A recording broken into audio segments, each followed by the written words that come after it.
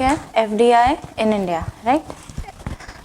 FDI means आपको पता है FDI क्या होता है? FDI means foreign direct investment, right? तो फॉरेन डायरेक्ट इन्वेस्टमेंट एक्चुअली होता क्या है? मतलब ये नाम से ही बता रहा है फॉरेन डायरेक्ट और इन्वेस्टमेंट, कि भाई फॉरेन कंपनीज या जो फॉरेन के लोग हैं वो डायरेक्टली इन्वेस्टमेंट कर सकें हमारी कंट्री में, उनको एक तरीके का राइट है। तो अब FDI ये एग्जैक्टली क्या बोल रहा है कि ये एक ओनरशिप है, कंट्रोलिंग ओनरशिप है किसी भी बिजनेस एंटिटी की। जो भी बिजनेस फर्म्स होते हैं या कंपनीज होती हैं वो अनदर कंट्री में, दूसरी कंट्री में वो किस तरीके से अपने कंट्रोल्स कर सकती है, अपने रूल्स लगा सकती है, वो फॉरेन डायरेक्ट इन्वेस्टमेंट होता है।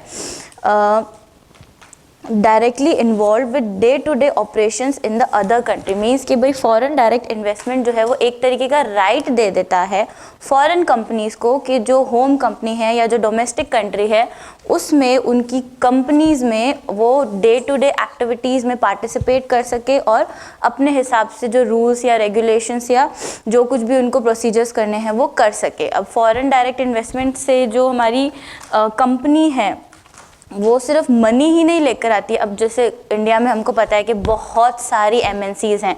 अब ये जो सारी MNCs हैं ये किस तरीके से इंडिया में काम कर रही हैं? फॉरेन डायरेक्ट इन्वेस्टमेंट के थ्रू ये काम कर रही हैं, क्योंकि हमने उनको राइट दिया है कि भाई आप डायरेक्टली हमारी कंपनी में इन्वेस्ट कर सकते हैं एंड उस वजह से आप यहाँ पर काम कर सकते हैं। अब वो मनी तो लेकर आती है हमारी कंट्री में, प्लस साथ साथ में नॉलेज लाती है, स्किल्स लाती है एंड बहुत सारी टेक्नोलॉजीज भी लेकर आती है, ये हमको पता चल गया। अब FDI जो है वो Investors establish foreign business enterprises, foreign business operations or acquire foreign business assets including establishing ownership and controlling interest in the foreign company।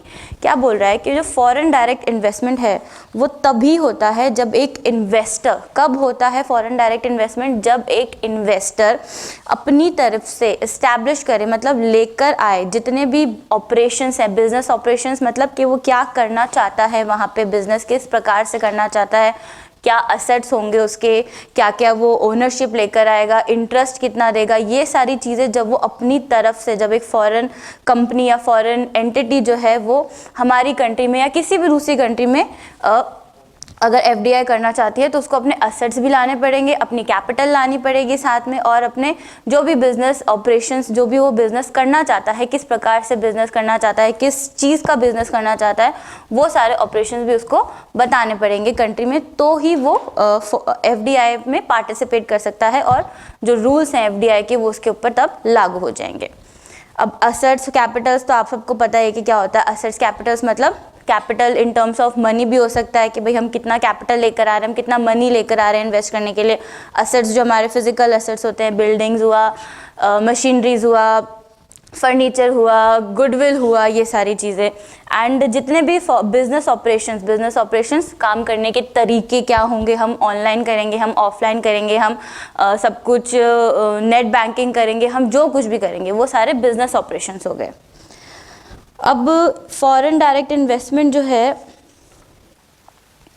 India में कैसा है? अब ये तो हमारा बेसिक हो गया कि भाई फॉरेन डायरेक्ट इन्वेस्टमेंट क्या होता है। किसी भी एक कंट्री को दूसरी कंट्री में पार्टिसिपेट करने का राइट मिल जाता है जब वो फॉरेन डायरेक्ट इन्वेस्टमेंट में पार्टिसिपेट करता है या फिर जब वो फॉरेन डायरेक्ट इन्वेस्टमेंट में इन्वेस्ट करता है। अब इंडिया में कैसा चल रहा है foreign direct investment? Major monetary sources है for economic development in India. FDI जो है एक इकोनॉमिक सोर्स है। इकोनॉमिक सोर्स मतलब मॉनेटरी सोर्स है, पैसों के रूप में एक सोर्स है जिससे कि हमारी कंट्री का इकोनॉमिक डेवलपमेंट हो रहा है। इकोनॉमिक डेवलपमेंट मीन्स कि हमारी कंट्री इकोनॉमिक तरीके से मनी की टर्म्स में डेवलप कर रही है। Foreign companies invest directly at the fast-growing private auspicious business to take benefits of cheaper wages and changing business environment of India। अब जो फॉरेन कंपनीज हैं वो इन्वेस्ट करती हैं डायरेक्टली, जितने भी फॉरेन कंपनीज हैं, MNCs वगैरह जो भी हैं, वो डायरेक्टली इन्वेस्ट कर सकती है हमारी कंट्री में। जितने भी प्राइवेट बिजनेस हैं, जितने भी प्राइवेट, ऑब्वियसली बात है गवर्नमेंट सेक्टर में FDI का कोई रोल नहीं है, प्राइवेट सेक्टर में ही FDI का जो भी है रोल है। तो जितनी भी प्राइवेट एंटरप्राइजेज हैं, एंटिटीज, फर्म्स जो भी है, वो सारे जो फॉरेन कंपनीज हैं वो उसमें डायरेक्टली इन्वेस्ट कर सकती है हमारी कंपनीज के अंदर।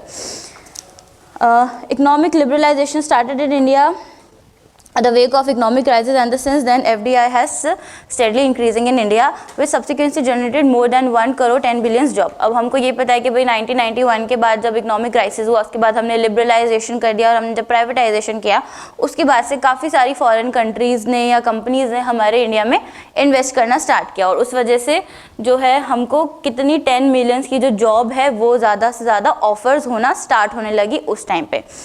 On April 2020, India changed its foreign direct investment policy to protect Indian companies for opportunistic takeovers, acquisitions of Indian companies due to the current COVID-19 pandemic, according to the development of promotion of industries and internal trade।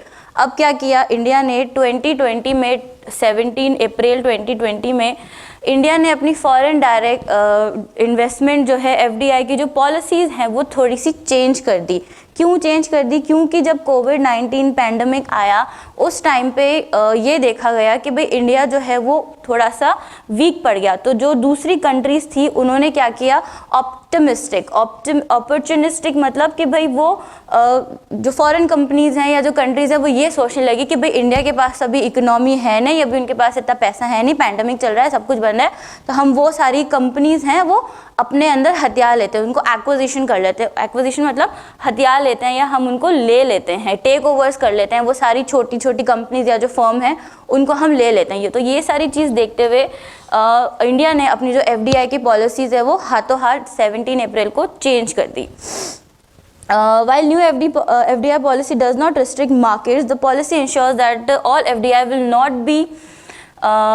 now be under security of Ministry of Commerce and Industry। क्या बोला India ने जब new policy बनाई, उन्होंने change करने के बाद उन्होंने ये बोला कि भाई मार्केट के ऊपर हम कोई रिस्ट्रिक्शंस नहीं रखेंगे, फॉरेन डायरेक्ट इन्वेस्टमेंट चलेगा, फॉरेन कंपनीज इन्वेस्ट कर सकती है, लेकिन अब जितनी भी रिस्पॉन्सिबिलिटीज़ और जितनी भी पावर्स हैं हमने ministry of commerce and industry के हाथ में सौंप दी थी। तो वो लोग देखेंगे कि कौन कौन सी फॉरेन कंपनीज या किस हिसाब से वो लोग इन्वेस्ट करना चाह रहे हैं या फिर किस हिसाब से वो लोग हमारी कंपनी में इंटरेस्टेड है या नहीं है। तो उन्होंने पहले जो था कि भाई गवर्नमेंट ऑफ इंडिया सारा देखती थी कि भाई उनको रिस्ट्रिक्शंस नहीं थे इतने फॉरेन कंपनीज़ को, लेकिन पैंडमिक के बाद जब उनको ये पता लगा, उन्होंने ये देखा कि भाई फॉरेन कंट्रीज़ है या जो एमएनसीज है वो टेक ओवर करना चाहती है जो छोटी फर्म्स हैं या जो कंपनीज़ हैं, तो उसके बाद उन्होंने बोला कि जितनी भी अब प्राइवेट कंपनीज़ हैं वो कॉमर्स एंड इंडस्ट्री जो मिनिस्ट्री है उसके अंडर आ जाएंगी और वो अब ध्यान रखेंगे उस चीज़ का। ओके, अब उसके बाद क्या बोल रहा है ये, ओके, अब route through which India gets FDI. अब कौन कौन से तरीके हैं जिससे इंडिया को एफडीआई मिलता है, फॉरेन डायरेक्ट इन्वेस्टमेंट्स कहाँ कहाँ से मिलता है। एक तो होता है ऑटोमेटिक रूट, नॉन रेजिडेंट और Indian companies does not require prior nod for of the RBI और government for of India for FDI. जो नॉन रेजिडेंट होते हैं या फिर जो इंडियन कंपनीज होती हैं, नॉन रेजिडेंट मतलब कि इंडिया के ही हैं लेकिन वो बाहर रह रहे हैं, जिनको हम एनआरआई कहते हैं, राइट, जो शॉर्ट में कहते हैं एनआरआई, वो होते हैं non resident of India. Non resident वो लोग होते हैं जो होते इंडियन सिटीजन, जो होते हैं सिटीजनशिप उनके पास इंडिया की होती है लेकिन वो कई सालों से फॉरेन में रहकर ही काम कर रहे होते हैं। तो वो पर्सन अगर इंडिया के कंपनी में इन्वेस्ट करे तो उनको किसी भी प्रकार की आरबीआई से परमिशन या गवर्नमेंट ऑफ इंडिया से परमिशन नहीं लेनी पड़ेगी, या फिर कोई इंडियन कंपनी ही है वो किसी प्राइवेट फर्म में या किसी स्मॉल फर्म या एंटिटी में इन्वेस्ट करना चाहे तो भी उनको आरबीआई से परमिशन या गवर्नमेंट से परमिशन नहीं लेनी पड़ेगी। ये ऑटोमेटिक रूट हो गया। अब गवर्नमेंट रूट कौन सा होता है? जहाँ पर गवर्नमेंट की अप्रूवल लेना मैंडेटरी होता है, कंपल्सरी होता है। The company will have to file an application through foreign investment facilitation portal. अब जो भी कंपनी XYZ फॉरेन की कंपनी है वो इन्वेस्ट करना चाह रही है इंडिया में, उसको पहले गवर्नमेंट से अप्रूवल लेना पड़ेगा। एक पोर्टल होता है, एक ऑनलाइन वेबसाइट होगी, उस पर वो कंपनी पहले एक एप्लीकेशन डालेगी कि भाई हम आपकी कंपनी में या हम आपकी कंट्री की इस स्पेसिफिक कंपनी में इन्वेस्ट करना चाहते हैं। उसके बाद जो एप्लीकेशन है वो रिस्पेक्टिव मिनिस्ट्री को फॉरवर्ड होगी। अब यहाँ पर हमारी मिनिस्ट्री कौन सी है, ministry of commerce and industry जो मिनिस्ट्री है वो रिस्पेक्टिव एप्लीकेशन उस रिस्पेक्टिव इंडस्ट्री को या उस मिनिस्ट्री को जाएगी। वो मिनिस्ट्री जो है वो देखेगी उस एप्लीकेशन को, कंसल्टेशन देगी, वो कंसल्ट करेगी अपने दूसरे डिपार्टमेंट के लोगों से कि क्या ये चीज़ करना ज़रूरी है या ये एप्लीकेशन हम एक्सेप्ट कर सकते हैं या नहीं एक्सेप्ट कर सकते हैं।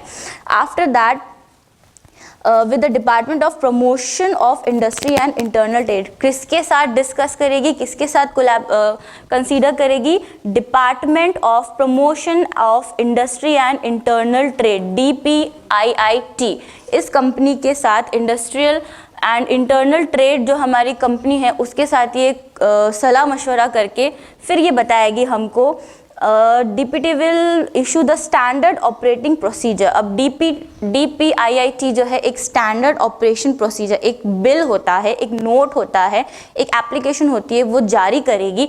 उसके बाद हम जो है उनकी जो एप्लीकेशन को है हम वो एक्सेप्ट करेंगे और उसमें सारे FDI के पॉलिसीज़ के जो भी नॉर्म्स, जो भी रूल्स, जो भी रेगुलेशंस होंगे उस सब में वो चीज़ लिखी होगी। अगर वो कंपनी उसको एक्सेप्ट करना चाहती है तो वो एक्सेप्ट करेगी। अगर वो फॉरेन कंपनी नहीं चाहती कि भाई ये सारे रूल्स हमको नहीं चाहिए तो वो एप्लीकेशन रिजेक्ट हो जाएगी। तब जाके अगर हमको लगेगा कि नहीं भाई ये जो कंपनी है ये हमारे बेनिफिट के लिए है या फिर ये हमारे वेलफेयर के लिए है या अच्छा कैपिटल लेकर आ रही है ये कंपनी, तो हम उनकी एप्लीकेशन को एक्सेप्ट करेंगे और फिर हम उनको एक एसोसिएशन मेमोरेंडम ऑफ एसोसिएशन एक डॉक्यूमेंट देंगे, उसके ऊपर उनको साइन करके आगे सेंड करना होगा।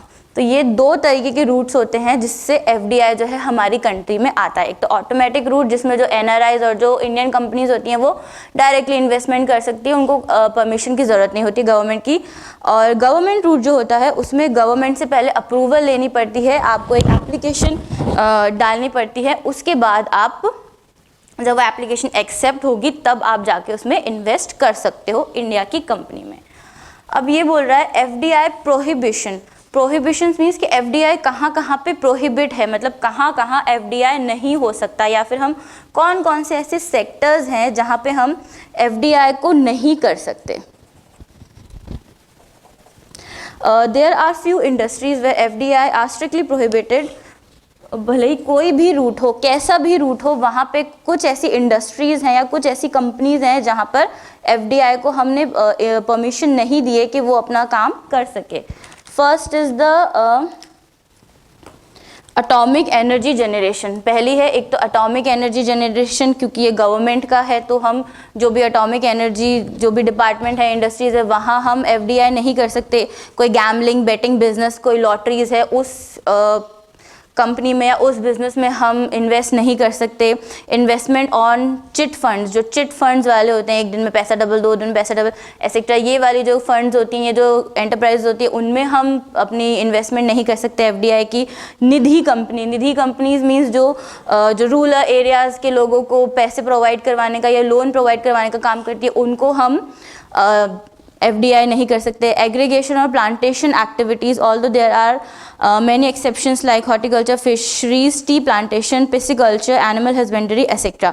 अब क्या बोल रहा है, एग्रीकल्चर एंड प्लांटेशन एक्टिविटीज़ में हम FDI नहीं कर सकते, लेकिन कुछ चीज़ों में एक्सेप्शंस हैं। एक्सेप्शंस मतलब इन चीज़ों को छोड़कर हॉर्टिकल्चर में कर सकते हैं, fisheries, tea plantation, pisciculture, animal husbandry, इन सब चीज़ों को छोड़कर बाकी जितनी भी प्लांटेशन और एनिमल एग्रीकल्चर की चीज़ें हैं उनमें हम FDI नहीं कर सकते। Housing and real estate business, जो भी हाउसिंग और रियल इस्टेट बिजनेस होता है, टाउनशिप हो गया, बिल्डिंग्स बनाने का हो गया, इन सब में FDI नहीं हो सकता है। ट्रेडिंग इन TDRs जो होते हैं, जो टैक्स रिटर्न जो हम लोग फाइल करते हैं उसकी जो ट्रेडिंग होती है उसमें हम FDI नहीं कर सकते। एंड सिगार, सिगरेट्स और एनी टबैको इंडस्ट्री, किसी भी तरीके की अल्कोहल या टबैको इंडस्ट्री है उसमें हम अपने FDI को नहीं कर सकते। इन सारी कंपनीज या इन सारे इंस्टीट्यूट या इंडस्ट्रीज़ को छोड़कर जितनी भी हमारी प्राइवेट कंपनीज़ हैं या जितनी भी हमारी सेमी गवर्नमेंट कंपनीज़ हैं उनमें जो है FDI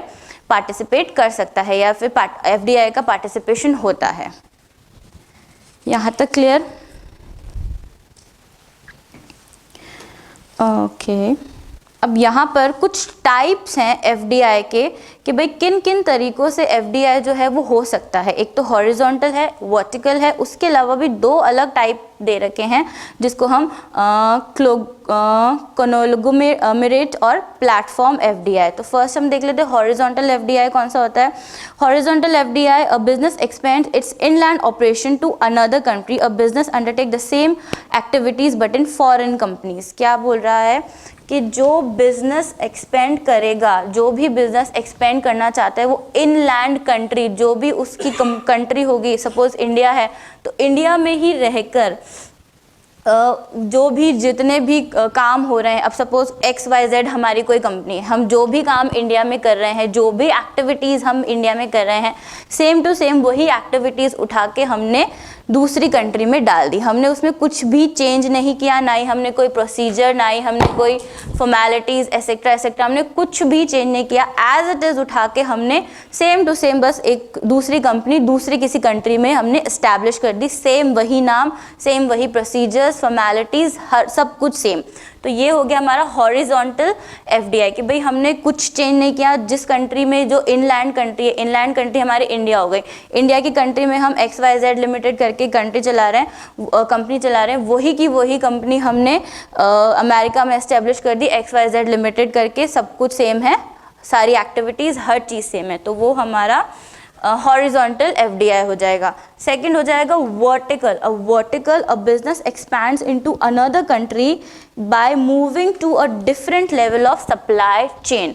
मतलब कि जो बिजनेस है एक्सपैंड करना चाहता है, कोई अपना बिजनेस बढ़ाना चाहता है दूसरी कंट्री में, लेकिन जो सप्लाई चेन होगी वो अलग हो जाएगी। अब हम हमारी कंपनी XYZ लिमिटेड में सपोज हम कार्टून्स बनाने का काम कर रहे हैं, हम जो डिब्बे होते हैं वो बनाने का काम कर रहे हैं, वो सप्लाई कर रहे हैं, लेकिन हमने वही XYZ लिमिटेड कंपनी जो है उधर अमेरिका में जब हमने इस्टेब्लिश करी, वहाँ पे हमने जो सप्लाई चेन है वो अलग कर दी। हमने वहाँ पर बॉटल्स बनाने का काम शुरू कर दिया, या फिर हमने कोई और गुड्स प्रोडक्शन का काम शुरू कर दिया। तो ये जो है हमने सप्लाई चेंज जो है, लेवल ऑफ सप्लाई चेन है वो हमने चेंज कर दिया। Thus business undertakes different activity overseas, but these activities are related to the main business.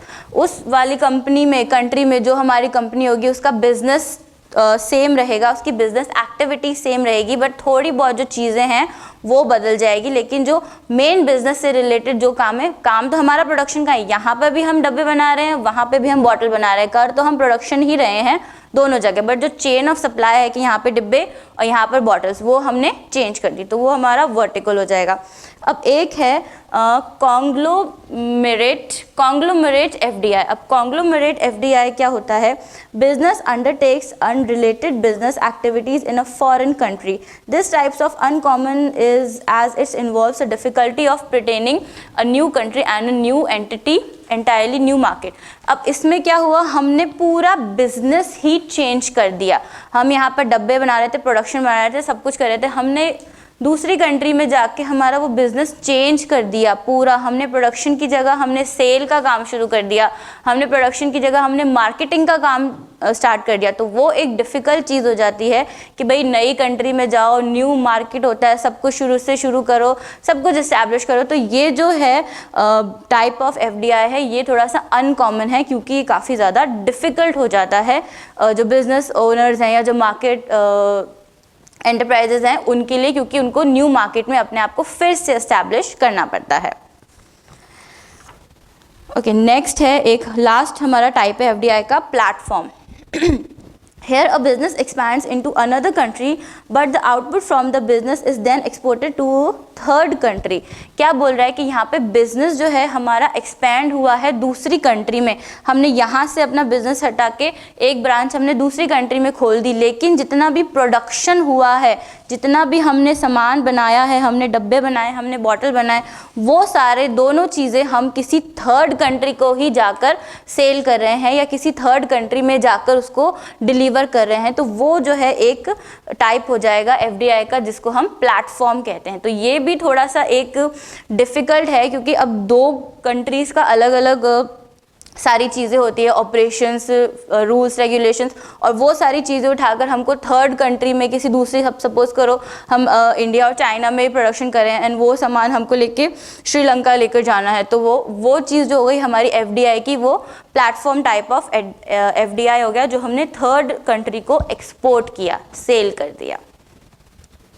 ये 4 पार्ट्स हैं हमारे FDI के, horizontal, vertical, conglomerate and platform. अब ये बोल रहा है कि सेक्टर्स क्या क्या होते हैं FDI के। सेक्टर्स मतलब कौन कौन से सेक्टर्स में FDI वर्क करता है, या फिर ऐसे कौन कौन से सेक्टर्स हैं जिसमें FDI का रोल होता है। During 2014-16, India received most of its FDI from Mauritius, Singapore, Netherlands, and Japan and US. 14 to 16 में इंडिया ने सबसे ज़्यादा जो अपना FDI है, फॉरेन डायरेक्ट इन्वेस्टमेंट जो है, वो कहाँ से मिला? मॉरिशस से मिला, सिंगापुर से मिला, नीदरलैंड से मिला, जापान से मिला और US से मिला। 25 September 2014, Government of India launched Make in India initiative in which policy statement on 25 sectors was released with the relaxed norms on each sector. अब 25 सितंबर को जो गवर्नमेंट है उन्होंने मेक इन इंडिया का कॉन्सेप्ट बनाया, उसमें उन्होंने 25 ऐसे सेक्टर्स दिए जिसमें FDI हो सकता है, और कुछ प्रकार की उन्होंने रिलैक्सेशंस भी दी, रिलैक्स नॉर्म्स दिए हर सेक्टर्स पर। रिलैक्स नॉर्म्स मतलब उन्होंने छूट दी इन 25 सेक्टर्स पर कि भाई इस टाइप की छूट आपको मिल सकती है। अब कुछ सेक्टर्स हैं जो इम्पॉर्टेंट सेक्टर्स हैं, वो हम यहाँ पे डिस्कस कर लेते हैं। फर्स्ट तो है इंफ्रास्ट्रक्चर। हमको पता है कि भाई 10% जो है इंडिया का GDP वो इंफ्रास्ट्रक्चर से आता है। So Indian government has invested $1 trillion on the infrastructure from 2012 to 17. 40% of this $1 trillion has to be funded by the private sector. 100% FDI under the atomic route is permitted in construction sectors for cities and townships. क्या बोल रहा है कि India की government ने invest किया 1 trillion infrastructure के ऊपर। 1 ट्रिलियन जो $1 trillion है वो 2012 से लेकर 17 तक इंडिया ने इन्वेस्ट किया इंफ्रास्ट्रक्चर के ऊपर। बनाएंगे हम bridges, roads, buildings etcetera etcetera, काफ़ी सारी चीज़ें हम बनवाएंगे। 40% जो है इस 1 ट्रिलियन का वो फंड करेगी प्राइवेट कंपनी। इस 1 ट्रिलियन का 40% जितना भी होगा वो प्राइवेट कंपनीज देंगी, एंड जो रेस्ट 60% है वो गवर्नमेंट कंपनीज जो है फंड्स प्रोवाइड करवाएंगी। इसमें जो है 100% FDI आया एटॉमिक रूट से। अब ऑटोमेटिक रूट से हमने देखा था कि भाई जो ऑटोमेटिक रूट्स है यहाँ पर, कि भाई जो NRI कंपनीज़ हैं या फिर जो इंडियन ओरिजिन की कंपनीज़ हैं, उनको किसी भी प्रकार की गवर्नमेंट से परमिशन लेने की ज़रूरत नहीं पड़ती है, वो डायरेक्टली इन्वेस्टमेंट कर देती हैं। तो इस इंफ्रास्ट्रक्चर वाले सेक्टर में जो 100% हमको FDI मिला, फॉरेन डायरेक्ट इन्वेस्टमेंट मिला, कि भाई जो NRI कंपनीज थी और जो इंडियन ओरिजिन्स की कंपनी थी, उन्होंने बोला कि हम डायरेक्ट इसमें इन्वेस्ट करेंगे हमारी कंट्री के डेवलपमेंट के लिए। एंड इसमें कंस्ट्रक्शन था सिटीज़ और टाउनशिप्स का। टाउनशिप्स मतलब कि जो ये सोसाइटीज़ वगैरह बनाते हैं, ये जितने भी बिल्डिंग्स, ये जो सेक्टर्स, आशापूर्णा हुआ, ये अयोध्यापुरम एसेक्टर एसेक्टर, ये सारी टाउनशिप्स कहलाती हैं। ओके, नेक्स्ट है हमारा पैरामेट्रिकल्स। पैरामेट्रिकल्स जो जितनी भी दवाइयों वाला जो सेक्टर्स होता है, फार्मेसीज जितनी भी होती हैं। Indian pharmaceutical market is the 3rd largest in the terms of volume and 13 largest in the terms of value. India pharma industry is expected to grow at 20% compound annual growth rate from 2015 to 2022. 74% FDI is permitted in this sector. क्या बोल रहा है कि भाई Indian जो पैरामेट्रिकल market है वो 3rd largest है in term of volume. Volume और वैल्यू के बीच में क्या डिफरेंस होता है? वॉल्यूम मतलब क्वांटिटी कितनी है हमारी, और वैल्यू मतलब कि क्या उसकी पोजीशन है, क्या उसकी वैल्यू है। फार्मास्यूटिकल्स, हाँ, पैरामेडिकल्स भी होता है और फार्मास्यूटिकल्स, ठीक है। तो ये जो हमारे 3rd लार्जेस्ट है वॉल्यूम के टर्म्स में और 13 लार्जेस्ट है हमारे वैल्यू के टर्म्स में। जो फार्मा इंडस्ट्रीज जो है इंडिया में, ये 20% जो है हमारे GDP का या जो एनुअल ग्रोथ है उसका कंट्रीब्यूट करती है। 2015 से 20 2020 तक 20% जो है हमारी जीडीपी का फार्मा कंपनीज ने या फार्मा इंडस्ट्रीज ने कंट्रीब्यूट किया है। और इसमें कितना एफडीआई आया हमारे 74% जो है एफडीआई ऑटोमेटिक रूट से और गवर्नमेंट रूट दोनों रूट से कंबाइन करके जो है 74% जो है हमको कंट्रीब्यूशन मिला एफडीआई का इस सेक्टर में। Next is service sectors. FDI in service sector was increased to 46% in 2014-15.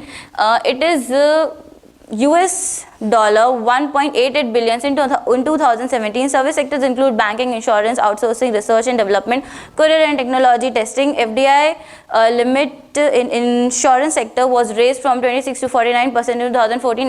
FDI limit in insurance has been further increased to 74% in 2021. क्या बोल रहा है कि भाई एफडीआई जो सर्विस सेक्टर है हमारा 46% 2014-15 से इंक्रीज हुआ एंड ये 1.88 बिलियन डॉलर जो है इतना इंक्रीज हुआ 2017 तक आते आते। 46% 2014-15 में था और 2000 में हमारे पास इन हैंड जो कैश था या फिर जो हम डॉलर की बात करें वो 1.88 बिलियंस था। सर्विस सेक्टर्स में कौन कौन से सेक्टर्स आते हैं? Banking, insurance, outsourcing. आउटसोर्सिंग मतलब हम किसी और को पैसे दे रहे हैं, हम किसी और को लोन प्रोवाइड करवा रहे हैं, आउटसोर्सिंग। रिसर्च एंड डेवलपमेंट हो गया, कुरियर एंड टेक्नोलॉजी, टेस्टिंग्स, ये सारी। 26 से 49% जो है हमारा 2014 में इंक्रीज हो गया। पहले हमारे पास 26% एफडीआई था, 2014 तक आते आते ये 49% तक हमारा इंक्रीज हो गया। और जो एफडीआई की लिमिट है वो हमारी 74% तक बढ़ गई 2021 तक आते आते। जब हमने देखा था 2014 में हमारे पास सिर्फ 49% था, 2021 आते आते वो जो लिमिट है, वो जो परसेंटेज है हमारी 74% तक बढ़ गई। सर ये परसेंटेज जो ऑटोमेटिक रूट्स और जो गवर्नमेंट रूट्स जो इन्वेस्ट करते हैं हमारी कंट्री में उसके बेसिस पर हम निकालते हैं। जैसे अगर अब हमने देखा था कि ये जो है हमारा इंफ्रास्ट्रक्चर वाला जो सीन था उसमें हमने देखा था कि 100% एफडीआई आया था हमको, राइट, कि भाई जो ऑटोमेटिक रूट से जो कंपनीज थी उन्होंने बोला कि हम पूरा जितना भी आपको इन्वेस्टमेंट चाहिए हम वो इन्वेस्टमेंट आपको प्रोवाइड करेंगे। वो हो गया 100%। अब आउट ऑफ 100 हम यहाँ पे अगर बात करें तो भाई 74% जो है हमको सर्विस सेक्टर्स भी 2021 तक आया। Out of 100 74%। अब 100% तो कोई नहीं देगा कि भाई जितना हमने अमाउंट, अब सपोज हमने अमाउंट डिमांड करी है कि भाई हमको 60 करोड़ रुपीस चाहिए हमारे सर्विस सेक्टर्स में लगाने के लिए, तो अब 60 करोड़ रुपीस तो एक साथ कोई भी नहीं देगा, ना ही ऑटोमेटिक रूट वाले देंगे और ना ही गवर्नमेंट रूट वाले देंगे। अब इंफ्रास्ट्रक्चर की जब बात हुई तो उन्होंने, गवर्नमेंट ने बोला कि हमको 60 करोड़ रुपीस चाहिए, तो इंफ्रास्ट्रक्चर के टाइम पे जितनी भी नॉन रेजिडेंट वाली और इंडियन ओरिजिन वाली कंपनीज थी उन्होंने पूरे के पूरे 60 करोड़ रुपीस दे दिए as a foreign direct investment के रूप में कि हमको चाहिए कि भाई इंडिया का इंफ्रास्ट्रक्चर बने। तो वो तो ऑटोमेटिक रूट की बात थी क्योंकि वो इंडिया की ही कंपनीज थी तो उन्होंने दे दिया। अब यहाँ पे जो गवर्नमेंट सेक्टर्स है, जो गवर्नमेंट रूट की कंपनीज है जिनको परमिशन लेने की ज़रूरत पड़ती है कि पहले आपको परमिशन लेनी है अगर आपको इंडिया में या इंडिया की किसी कंपनी में इन्वेस्ट करना है, तो उन्होंने बोला कि भाई हम 60 करोड़ एक साथ तो नहीं दे सकते, हम उसका कुछ परसेंट जो है हम आपको प्रोवाइड करवा सकते हैं। तो यहाँ पे ये बोल रहा है कि 2014 तक आउट ऑफ 100 हमारे पास सिर्फ 49% इन्वेस्टमेंट आया था, लेकिन 2021 तक हमारे पास 74% का इन्वेस्टमेंट आ गया, foreign direct investment in the sector of services, कि भाई सर्विस सेक्टर्स को हम किस तरीके से अपग्रेड कर सकते हैं, मॉडिफाई कर सकते हैं। उसलिए मैडम पहले 2014 के इलेक्शन से पहले इंडियन गवर्नमेंट ने ओनली 50% एफडीआई का अनुमति दे रही थी, उसके बाद में 100%, उसके बाद 100%, हाँ, तो वो 50% ही था, 49.99%, हाँ 49.99%। जब इतना ही था तो उसमें से 49% ही आएगा, उससे ज़्यादा तो आएगा ही कहाँ से?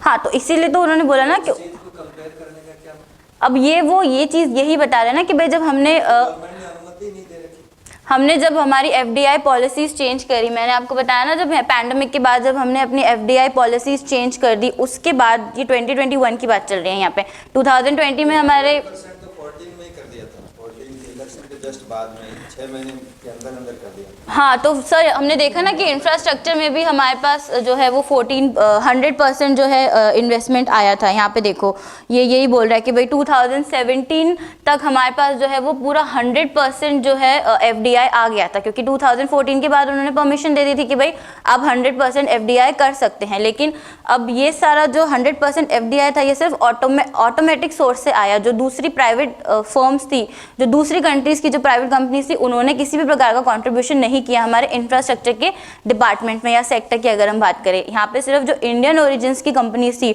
जो ऑलरेडी इंडियंस हैं, जो बाहर जाके काम कर रहे हैं, उन्होंने ही कंट्रीब्यूट किया था। अब सर्विस सेक्टर की अगर हम बात करें तो यहाँ पर भी सिर्फ 74% ही आया है आउट ऑफ 100%, क्योंकि यहाँ पर मैं तो ये कह रहा हूँ कि हम जब कंपैरिजन करते हैं उसके बाद तो इस कंपैरिजन में जब पहले तो हमने अनुमति 50% दे रखी है, 50% से कम 50% से कम आ रहा है। ठीक था। हाँ, एक प्रकार से जितना अनुमति दी उतना आ गया तो 100% हो गया। आज हमने 100% दी, उसमें 74% आ रहा है, तो क्या है इसको कंपैरिजन किस तरीके से किया? तो इसका कंपैरिजन यही बता रहे हैं कि जब 50% तक का ही हमने परमिशन दे रखी थी तो उसमें भी 49% तक आया था।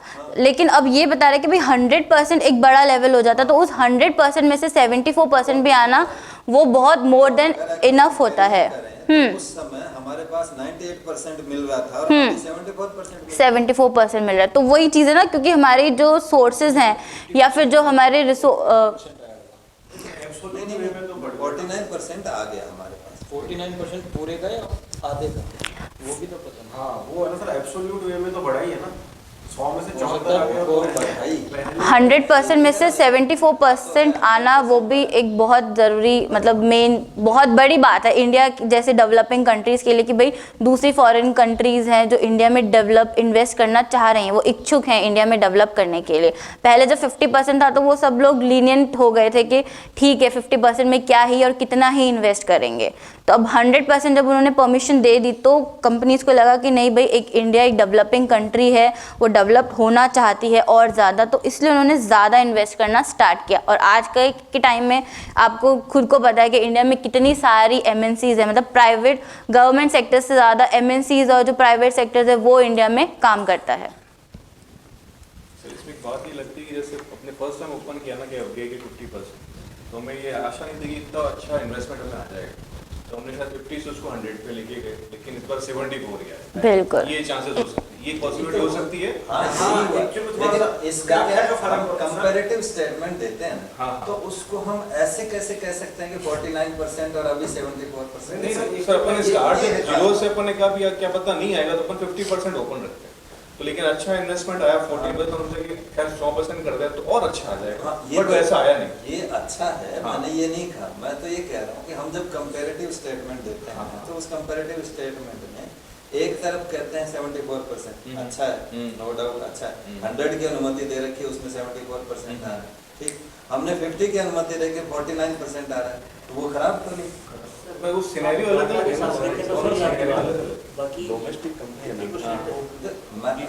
My objection is only on the statement. पर दूसरा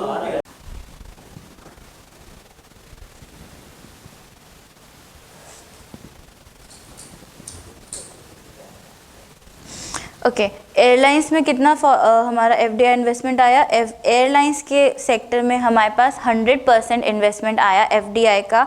किस सेक्टर में? जो स्केड्यूल्ड और जो रीजनल एयर ट्रांसपोर्ट हैं, स्केड्यूल जो या फिर जो रीजनल एयर ट्रांसपोर्ट या फिर जो डोमेस्टिक स्केड्यूल्ड पैसेंजर्स हैं। डोमेस्टिक स्केड्यूल्ड पैसेंजर्स मीन कि जो अपनी कंट्री के अंदर ही वो ट्रांसपोर्ट कर रहे हैं चीज़ों को, या जो पैसेंजर्स हैं कि भाई जो आउट ऑफ इंडिया नहीं जा सकते, वो अपनी कंट्री में ही एज अ फ्लाइट ले सकें या फिर एयरलाइंस की जो सुविधा है वो प्रोवाइड कर सकें।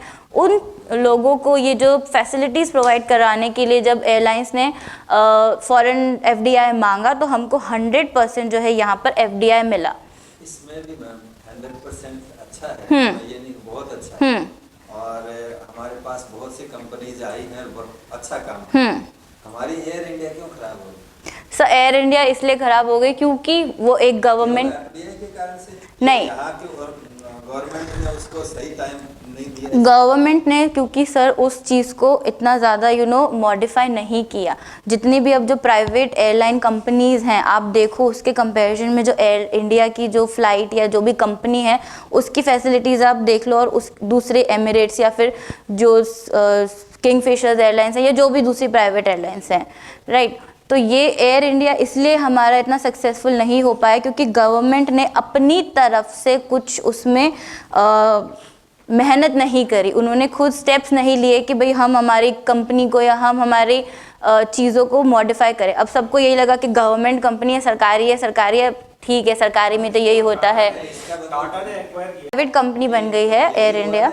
हाँ, एयर इंडिया को पहले तो मरने दिया, हाँ, मरने के बाद में उसको टाटा ने ले लिया। अब उसने उसको टेक ओवर कर लिया। अब यहाँ पे एरोस्पेस जो है, Indian aerospace manufacture is also growing rapidly and has attracted huge investment. The industries is projected to the $70 billion in 2030 reached. अब हमारा ये मोटिव है कि 2030 तक जो हमारे एरोस्पेस इंडस्ट्रीज जो है, ये जो एरोप्लेन्स के पार्ट्स बनाना और एरोप्लेन्स मैन्युफैक्चर करवाना, ये सारी चीज़ें हमने एक टारगेट सेट करके रखा है कि 70 बिलियन तक हमारे पास इन्वेस्टमेंट आ जाए 2030 तक। हमने ये जो अभी हमारी जो न्यू FDI पॉलिसीज़ चल रही हैं पैंडमिक के बाद 2020 के बाद, हमारा यही मोटिव है कि 70 बिलियन तक हम 2030 तक हमारे एरोस्पेस इंडस्ट्रीज़ में इन्वेस्टमेंट कर सकें। ओके, केमिकल्स भी है, एक टेक्सटाइल है और एक रेलवेज है। फटाफट देख लेते हैं। केमिकल्स में क्या बोला है, अब इंडिया ने 155 to 160 बिलियन 2013 तक केमिकल सेक्टर्स में या केमिकल इंडस्ट्रीज में जो रेवेन्यू जो प्रॉफिट है या फिर जो इन्वेस्टमेंट है वो पाया। एंड ओके, अब ये बोला 100% FDI allowed in chemical sectors under automatic route. इन्होंने बोला कि ऑटोमेटिक रूट जो है बिना किसी परमिशन के आप 100% आपको अलाउ है, आप जो FDI है, जो इन्वेस्टमेंट है वो कर सकते हो केमिकल इंडस्ट्रीज़ में या केमिकल सेक्टर्स में। जो गवर्नमेंट रूट है उनको हमने 100% की अपॉर्चुनिटी नहीं दी, हमने सिर्फ जो ऑटोमेटिक रूट्स हैं उनको 100% इन्वेस्टमेंट की opportunities the, only in the case of chemical sectors. And industry sector में वो अपने आप से ही 100% आ गया था। हमने उनको ना ही परमिशन दी थी और ना ही हमने उनको बोला था कि आपको 100% ही देना है। उन्होंने खुद से 100% जो है इन्वेस्टमेंट किया था।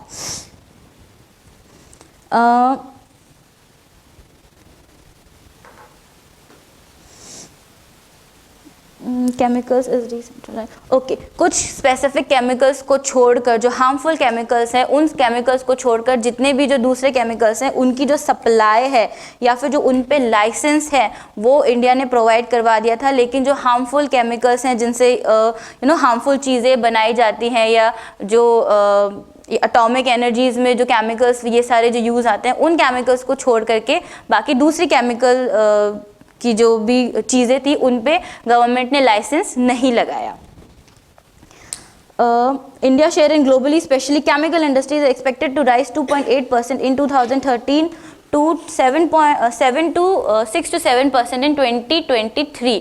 क्या बोल रहा है कि इंडिया ये एक्सपेक्ट कर रही है कि 2.8% था 2013 में इंडिया का ग्लोबल शेयर। केमिकल्स के सेक्टर में जो ग्लोबल शेयर था इंडिया का वो 2.8% था 2013 में, लेकिन हम ये चाह रहे हैं कि 2023 आने तक जो हमारा शेयर है वो 6 to 7% पहुंच जाए। अब ग्लोब है, पूरा ग्लोब है, पूरा वर्ल्ड है, उस वर्ल्ड में सिर्फ 2.8% केमिकल्स जो है वो इंडिया से जा रहा था 2013 तक, लेकिन हम ये चाह रहे हैं कि 23 आने तक 6 to 7% जो केमिकल्स है वो हमारी तरफ से पूरे ग्लोब में जाए। टेक्सटाइल जो है वो एक मेजर कंट्रीब्यूटर है to India's export. Nearly 11% of India's export is textile. This sector has attracted about $1647 million from April 2000 to May 15। 100% FDI is allowed under automatic route. During year 2013-14, FDI in textile sector was increased by 91%. Indian textile industry is expected reach to $141 billion till 2021। Now क्या बोल रहा है ये कि भाई जो textile है वो एक मेजर कंट्रीब्यूटर है इंडिया की GDP में। जो टेक्सटाइल कंपनीज है, जो कपड़े बनते हैं, इंडिया बहुत बड़ा एक एक्सपोर्टर है टेक्सटाइल इंडस्ट्रीज़ का। 11% जो है इंडिया का टोटल एक्सपोर्ट जो है वो टेक्सटाइल से रिलेटेड है। जितनी भी चीज़ें इंडिया एक्सपोर्ट करती है उसमें से 100 में से आउट ऑफ 11% जो है वो सिर्फ टेक्सटाइल का ही माल या टेक्सटाइल का ही सामान होता है जो इंडिया एक्सपोर्ट करती है। अप्रैल 2000 से लेकर मई 2015 तक जो हमारा इन्वेस्टमेंट था या जितना भी हमारा मनी था वो 1647 मिलियंस था। 2000 से लेकर 2015 तक 1647 मिलियंस हमने इन्वेस्टमेंट लिया in the sector of textile. Now ये क्या बोल रहा है, 2013-14 में जो है हमारे पास 91% जो है FDI आया। 2013-14 में 91% FDI हमारा टेक्सटाइल सेक्टर में आया। यहाँ पे हमने 100% अलाउ कर दिया था ऑटोमेटिक रूट को कि आप टेक्सटाइल के सेक्टर में आप इन्वेस्ट कर सकते हो। 100% आप अपने हिसाब से आपको 100% करना है, आपको अलाउ कर देते हैं हम। 2013-14 में 91% आया, आउट ऑफ 100 हमारे पास 91% इन्वेस्टमेंट आया। और हम ये चाह रहे हैं कि भाई 2021, अब 2021 तो चला गया है, कि हमने ये चाहा था कि भाई 2021 तक जितना भी हमारा इन्वेस्टमेंट है वो 141 बिलियन तक पहुंच जाए हमारे टेक्सटाइल के सेक्टर्स में। एक लास्ट सेक्टर है हमारा जो मेन सेक्टर है रेलवेज का। 100% is allowed under the automatic route in most of the areas of railway other than the operations like high speed train, railway electrifications, passenger terminals, mass rapid transport system, etc. Mumbai Ahmedabad high speed corridor project is single latest railway project in India other than CSTM Panvel Suburban corridor. Foreign investment more than 90 crores is expected in these projects so far. अब हमने ये FDI को allow कर दिया कि भाई आप 100% investment दे दो ऑटोमेटिक रूट्स के, ठीक है, रेलवेज में या फिर जितने भी रेलवेज से ऑपरेशंस हैं, किसके अलावा other than high speed train, railway electrification, passenger terminals and mass rapid transport system. इन चीज़ों के अलावा जितने भी दूसरे ऑपरेशंस होते हैं रेलवे सेक्टर्स में आप उसमें 100% FDI कर सकते हैं।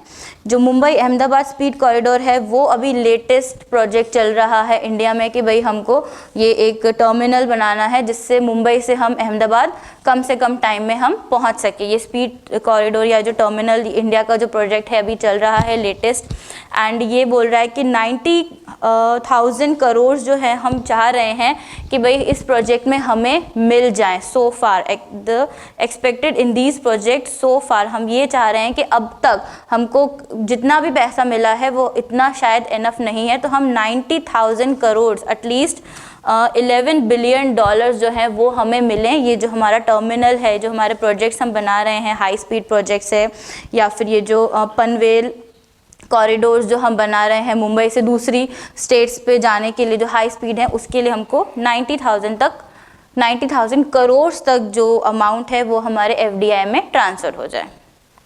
ओके, तो ये हमारे FDI का बेसिक चीज़ है। अब आपको इतना डीप में जाने की ऐसा कोई ज़रूरत नहीं है कि भाई FDI में और भी बहुत सारी चीज़ें होती है। 25 बेसिक सेक्टर्स हैं जिसमें FDI ने रिलैक्सेशन दी है। उसमें से हमने जो मेन सेक्टर्स हैं, जो बेसिक जो इम्पॉर्टेंट सेक्टर्स हैं वो हमने देख लिए। एयरलाइंस देख लिया, एरोस्पेस देख लिया, मेडिकल देख लिया, सर्विस देख लिया, इंफ्रास्ट्रक्चर देख लिया, रेलवेज देख लिया, ये सारी चीज़ें हमने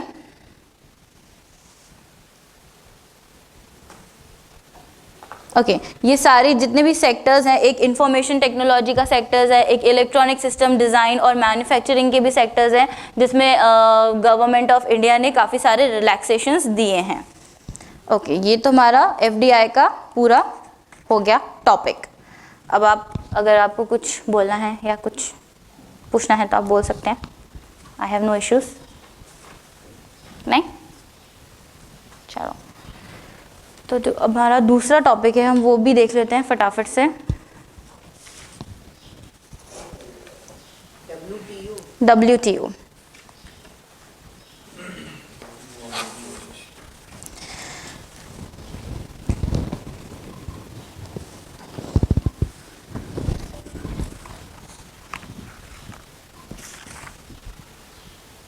मतलब हम सबको पता ही है, वर्ल्ड ट्रेड ऑर्गेनाइजेशन, बिल्कुल। वर्ल्ड ट्रेड ऑर्गेनाइजेशन जो है वो एक ऑर्गेनाइजेशन है जो ग्लोबली जितने भी चीज़ें हो रही हैं, जितने भी प्रॉब्लम्स, कॉन्फ्लिक्ट्स या जितने भी रिजॉल्व करने हैं हमें सिचुएशंस, जो कुछ भी हो रहा है एज अ ग्लोब, उस चीज़ का ध्यान रखने का काम वर्ल्ड ट्रेड ऑर्गेनाइजेशन का होता है। ये जो काम करता है, ये जितनी भी कंट्रीज़ इसके मेंबर्स, 165 कंट्रीज़ हैं ग्लोबली जो इसके मेंबर्स बने हैं वर्ल्ड ट्रेड ऑर्गेनाइजेशन का, उन सारी 165 कंट्रीज़ के बीच में अगर कोई डिस्प्यूट चल रहा है, एक कंट्री का दूसरी कंट्री से कोई लड़ाई है, कोई मतभेद है, या फिर उनको किसी चीज़ में प्रॉब्लम है दूसरी कंट्री से,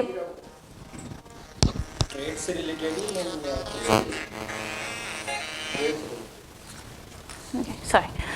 ट्रेड से रिलेटेड या दूसरे चीज़ों से रिलेटेड, भले वो कॉन्फ्लिक्ट्स हो, भले वो वॉर हो या कोई भी दूसरी चीज़ हो, वो इम्पोर्ट एक्सपोर्ट का काम हो या वो किसी भी तरीके का काम हो, अगर उनके बीच में कोई प्रॉब्लम्स हैं या अगर उनको कुछ एक्सेप्ट भी करना है, कुछ अमेंडमेंट्स भी साइन करने हैं एक कंट्री को दूसरी कंट्री से, या किसी की पॉलिसीज़ अपनानी है, जो कुछ भी है एज अ ग्लोब अगर हम बात करें तो WTO का ये काम होता है। अब WTO जो है वो 1995 में इस्टेब्लिश हुआ था। उससे पहले एक WTO को हम दूसरे नाम से जानते थे जिसका नाम है journal agreement on tariffs and trade, जिसको हम GATT बोलते हैं। ये 19 जो इंडिया है इसका पार्ट 1948 से बना है। जो GATT का पार्ट था, इंडिया इंडिपेंडेंस की जस्ट नेक्स्ट ईयर से ही 1948 से इंडिया जो है GATT का पार्ट बन गया था, लेकिन 1995 में हमने इसका नेम चेंज करके और इसकी पॉलिसीज़ को चेंज करके WTO रख दिया। अब यहाँ पे ये बोल रहा है टैरिफ्स एंड ट्रेड कि भाई अग्रीमेंट्स, यहाँ पे सिर्फ जितने भी ट्रेड से रिलेटेड और टैरिफ टैक्सेस से रिलेटेड जितने भी अग्रीमेंट्स होते थे, सिर्फ उन्हीं के ऊपर ये डिस्कशन होता था और लोगों को ये सेटिस्फाइड नहीं होता था कि भाई जो दूसरे मुद्दे हैं हम वो कहाँ जाके डिस्कस करेंगे। तो 1995 में ये जो GATT है उन्होंने अपना प्रोसीजर, अपना नेम और अपनी सारी एक्टिविटीज़ को चेंज करके उन्होंने वर्ल्ड ट्रेड ऑर्गेनाइजेशन अपने आप को इस्टेब्लिश किया और उन्होंने ये परमिशन दिया कि भाई जितने भी लोग इसके मेंबर्स हैं उनके बीच में जो भी कोई किसी भी तरीके की परेशानी है या किसी भी तरीके की प्रॉब्लम्स या कुछ भी है आपस में आपको डिस्कस करना है, तो आप इस ऑर्गेनाइजेशन के थ्रू आकर आप डिस्कस कर सकते हैं। अब इंडिया जो है इसका पार्ट जुलाई 1995 से है। अब ये जो वर्ल्ड ट्रेड ऑर्गेनाइजेशन है पहले देख लेते हैं। ये जेनेवा स्विट्ज़रलैंड में इसका हेड ऑफिस है, ओके। एंड जो इसके डायरेक्टर जनरल हैं, जो डायरेक्टर जनरल हैं WTO की, वो है नाउजी ओकोंजो इज़वेला। नाउजी ओकोंजो इज़वेला ये एक विमेन डायरेक्टर जनरल है, ये अफ्रीका की हैं, ओके। एंड इन्होंने अपना जो कारोबार है ये 1 मार्च 2021 से इन्होंने अभी लेटेस्ट बनी है, ये फर्स्ट विमेन डायरेक्टर जनरल हैं WTO की, अफ्रीका बिलोंग करती हैं। 25 तक ये अपना जो है पोस्ट वहाँ पे संभालेंगी। ये एक इकोनॉमिस्ट रह चुकी हैं, इन्होंने अपनी कंट्री में काफ़ी ज़्यादा सोशल वेलफेयर का काम किया है। फाइनेंस एक्सपर्ट भी हैं ये, global finance expert. Global finance experts means कि ग्लोबली जितने भी फाइनेंस से रिलेटेड जितने भी डिसीजंस होते हैं उसके ऊपर ये बोलती हैं। तो इनको हमने अभी रिसेंटली जो डायरेक्टर जनरल है WTO का वो हमने बनाया है। अब हम अगर इंडिया की बात करें कि भाई इंडिया का क्या रोल है WTO में, या फिर इंडिया क्या काम करता है WTO के लिए, या फिर WTO इंडिया के लिए किस तरीके से बेनिफिट है। India has played a significant role in the proceedings of WTO, especially in voicing its own concerns and also the entire developing world। अब इंडिया जो है एक काफ़ी अच्छा रोल वहाँ पे WTO में हमेशा से ही इंडिया ने प्ले किया है, क्योंकि वो हमेशा अपनी वॉइस उठाता है जितने भी कंसर्न चल रहे हैं ग्लोबली उन सब चीज़ों से रिलेटेड, एंड वो अपने व्यूज़ जो है इंडिया हमेशा WTO में रखता है। इस वजह से इंडिया जो है एक इम्पॉर्टेंट पार्ट बन गया है हमारे WTO का।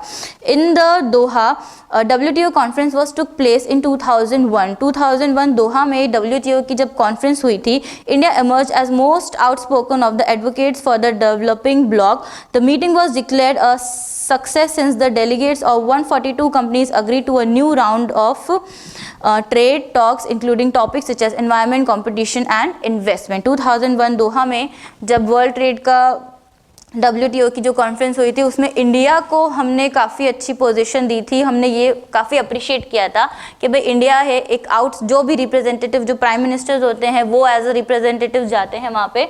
तो 2001 में के जो रिप्रेजेंटेटिव थे वो काफ़ी ज़्यादा आउटस्पोकन थे, उन्होंने अपने आप को अच्छे से प्रेजेंट किया। उन्होंने जो राउंड टेबल कॉन्फ्रेंस हुई थी उस पे जितने भी मैटर्स थे एनवायरनमेंट से रिलेटेड, सर्विसेज से रिलेटेड, कंपटीशन, इन्वेस्टमेंट से रिलेटेड, उन सब चीज़ों के ऊपर, उन सारे टॉपिक्स के ऊपर काफ़ी अच्छे से अपने व्यूज़ रखे और अपनी एडवाइसेस उनके साथ शेयर करी।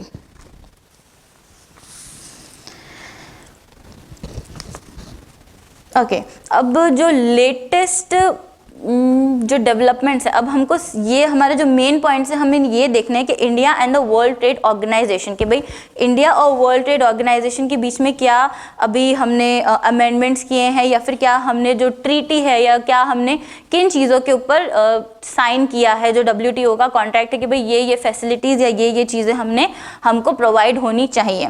There are 4 important recent developments related to India in the World Trade Organization. अभी रीसेंट जितने भी 4 टॉपिक्स हैं, 4 मुद्दों के ऊपर हमने जो ट्रीटी साइन करी है या जो एग्रीमेंट साइन किया है वो हैं ban on Chinese mobile apps, related issues to the peace clause, information and communication technology, tariff case and fisheries subsidies। ये 4 जो मेन टॉपिक्स हैं इनके ऊपर हमने बात करी है, इनके ऊपर हमने अग्रीमेंट साइन किया है। तो हम इनको एक बार डिटेल में हम लोग देखेंगे।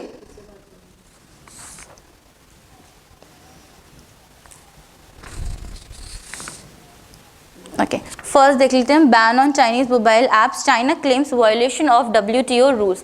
क्या बोल रहा है? After India ban 59 mobile apps of China, they have claimed that India has violated World Trade Organization rules. Even if China complains, WTO may mostly likely favor India decisions due to the following reasons। अब India ने जब 2020 के बाद 59 mobile apps जो हैं China के वो ban कर दिए, तो चाइना ने एक केस फाइल किया इंडिया के खिलाफ WTO में कि भाई इंडिया ने WTO के रूल्स को वायलेट किया है, रूल्स को तोड़ा है। लेकिन जो WTO है उन्होंने इंडिया का ही फेवर किया, चाइना को फेवर नहीं किया, ये कहते हुए कुछ फॉलोइंग रीजंस दिए WTO ने, जिस रीजंस की वजह से उन्होंने इंडिया को फेवर किया। वो क्या रीजंस थे? There is no bilateral agreement between the India and China related to the smartphone apps. As per the rules of the WTO, a country can take action against companies if there is a threat to the national securities and sovereignty of the nation. China has blocked many global giants from entering its market on various pretext। क्या क्या बोला कि क्या reasons दिए? First reason ये दिया कि कोई बायलैटरल अग्रीमेंट नहीं हुआ था। बायलैटरल एग्रीमेंट मतलब दोनों तरफ से कोई भी किसी भी टाइप का अग्रीमेंट नहीं हुआ था इंडिया और चाइना के बीच में कि हम सिर्फ चाइना से ही स्मार्टफोन ऐप्स को खरीदेंगे या बेचेंगे, ऐसा किसी प्रकार का कोई अग्रीमेंट नहीं हुआ था। वर्ल्ड ट्रेड WTO के रूल्स के हिसाब से कोई भी कंट्री चाहे तो किसी भी कंपनी से अपने जो भी एक्सपोर्ट्स हैं या जो भी इंपोर्ट्स हैं वो बंद करवा सकती है, एक्शन ले सकती है अगर उस कंट्री को लगे कि ये दूसरी कंट्री मेरे लिए एक तरीके से थ्रेट या फिर खतरा है, या फिर उसकी नेशनैलिटी को फ़र्क पड़ रहा है कंट्री के, तो वो कंट्री चाहे तो सामने वाली कंट्री के अगेंस्ट कोई एक्शन ले सकती है। थर्ड रीज़न ये दिया था कि भाई चाइना ने जितने भी ग्लोबल मार्केट्स हैं उनको ब्लॉक कर रखा था।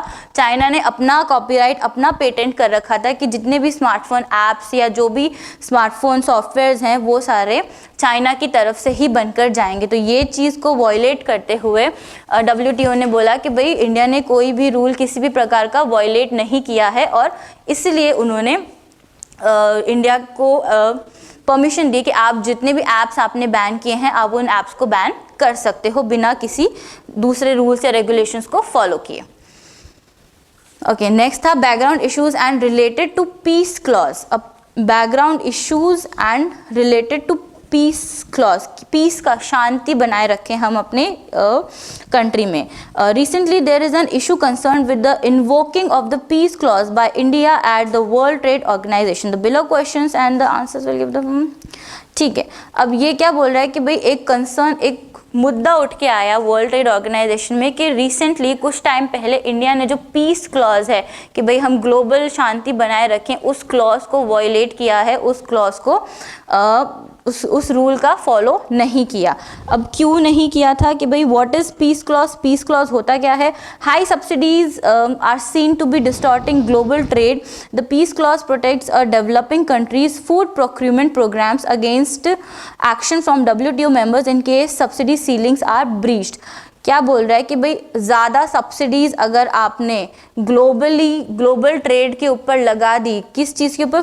Countries food procurement programmes, country के जितने भी फूड प्रोक्यूरमेंट्स, फूड से रिलेटेड जितने भी प्रोग्राम्स चल रहे हैं कंट्री में, उसके ऊपर अगर आप ज़्यादा सब्सिडीज़ लगा रहे हो और अगर वो ग्लोबली किसी चीज़ को उसका लॉस हो रहा है तो वो आपका वायलेशन ऑफ पीस क्लॉज हो जाता है कि भाई आपने जो शांति बनाए रखने का जो सिस्टम था हम ग्लोबली, उस चीज़ को आपने तोड़ा है, उस सिस्टम को, उस रूल को आपने तोड़ा है। Yes sir. गरीबों को जो पैसे अनाज दे रहे हैं 5-5, 10-10 किलो, तो वो क्या इस पीस क्लॉज के अगेंस्ट है? सर इसी चीज़ का ही उन्होंने यहाँ पे मुद्दा बनाया था क्योंकि जब चाहते हैं कि गरीबों को नहीं दें, वो कहते हैं हमसे खरीदो पहले। हाँ बिल्कुल, क्योंकि सर गवर्नमेंट अपनी तरफ से प्रोवाइड करवा रही थी तो कंपनीज को, प्राइवेट कंपनीज को ये था कि भाई उनका लॉस ना हो जाए, इसीलिए जो दूसरी ग्लोबल कंपनीज थी उन्होंने यही बोला कि भाई इंडिया की गवर्नमेंट अपनी तरफ से उनको अनाज या जो भी है फूड आइटम्स दे रही है तो उनका लॉस हो रहा है, तो इसलिए उन्होंने एक केस उठाया, वहाँ पे केस फाइल किया इंडिया के अगेंस्ट कि उसने पीस क्लॉज का वायलेशन किया है और इस रूल को उन्होंने फॉलो नहीं किया है। मैम ये जो केस है इसका कुछ भी इस केस का कुछ भी नहीं हुआ, ये बस केस चल रहा है एक्चुअली, क्योंकि हमको पता है कि भाई इंडिया रुकी नहीं है और WTO जो है, इससे तो वोट मिल रहे हैं, कैसे रुकेगी कैसे? जो WTO है उन्होंने इंडिया के खिलाफ नहीं बोला, उनके साथ रहकर ही WTO ने ये अपने स्टेटमेंट्स दिए कि क्योंकि जो पैंडेमिक की सिचुएशन को देखते हुए दूसरी कंट्री से रिलेटेड इंडिया की कंट्री में ज़्यादा पॉवर्टी और अनएम्प्लॉयमेंट है, तो इंडिया ने अपना जो डिसीजंस लिया है ये गलत नहीं है और हम इस केस को हम वॉयलेट नहीं करेंगे, लेकिन इसको ये लोग सिर्फ स्ट्रेच कर रहे हैं अननेसेसरी कि भाई जैसे जैसे सिचुएशन शांत होगी वैसे वैसे हम इस चीज़ को भूलते जाएंगे या किसी ना किसी रीजंस की वजह से उन लोगों को हम बता देंगे कि भाई ठीक है अब इंडिया के पास पैसे हैं तो अब वो अनाज देना या मुफ्त का अनाज या फ्री ऑफ कॉस्ट फूड है या जो सब्सिडीज फूड के ऊपर बढ़ाई है वो कम कर देंगे।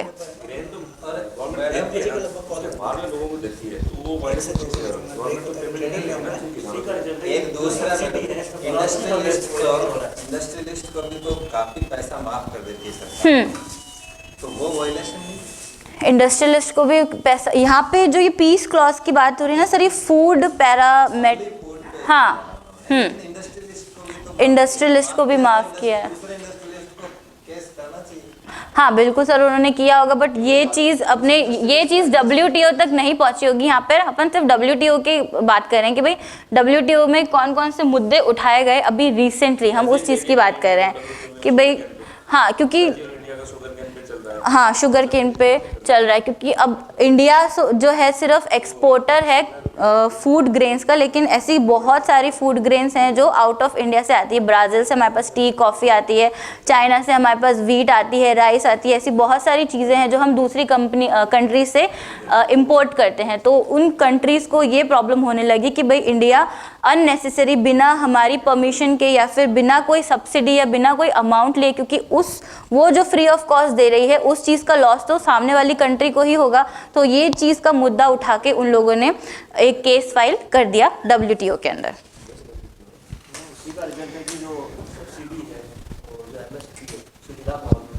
बिल्कुल सर, क्योंकि अब पहले हमको LPGs पे भी सब्सिडीज़ मिलती थी, आपको बीच में याद होगा, बट अब LPGs पे जो सब्सिडीज़ है वो बंद होना स्टार्ट होने लग गई है कि भाई जो BPL वाले लोग हैं सिर्फ उनको ही सब्सिडीज़ मिलेगी।